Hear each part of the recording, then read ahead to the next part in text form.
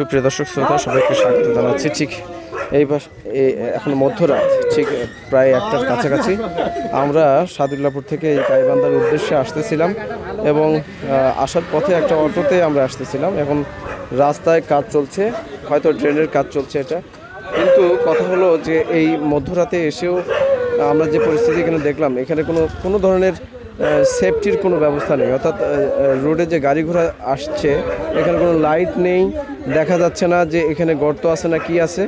এই বিষয়টা কিন্তু প্রশাসনের নজরে আনা দরকার এবং যারা এখানকার তত্ত্বাবধায়ক আছেন, যারা এই বিষয়টা নিয়ে কাজ করছেন, তারা কিন্তু এটা দেখতে পারেন। এবং এই আশপাশে এই কতগুলো মানুষ আপনারা দেখতে পাচ্ছেন, একটা বড় ধরনের দুর্ঘটনা হওয়ার সম্ভাবনা ছিল। আমরা কিন্তু এই গাড়িতে অবস্থান করতেছিলাম এখনও। এখন বিষয়টা হচ্ছে যে সরকারের ঊর্ধ্বতন কর্তৃপক্ষ দৃষ্টি আকর্ষণ করছে যাতে করে এই বিষয়টা দেখেন এবং এখানে একটা সেফটির ব্যবস্থা রাখেন।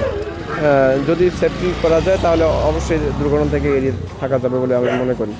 তো খুবই দুর্ঘটনাপ্রবণ এলাকা এটি, দেখতে পাচ্ছেন। আমরা নিজেরা আসলাম এবং দেখানোর চেষ্টা করি যে এই যে গর্ত, এই গর্ত থেকে এখনই এই অটোটা সরাসরি একেবারে সাদুল্লাপুর থেকে গাইবান্ধার উদ্দেশ্যে আসতেছিল। আমরা সেই অটোতে ছিলাম এবং এই বিষয়টাতে আগামীকাল সকালের মধ্যেই যদি ব্যবস্থা করা যায় তাহলে আমরা প্রত্যাশা করি যে এটা একটা ভালো কাজ হবে আর কি।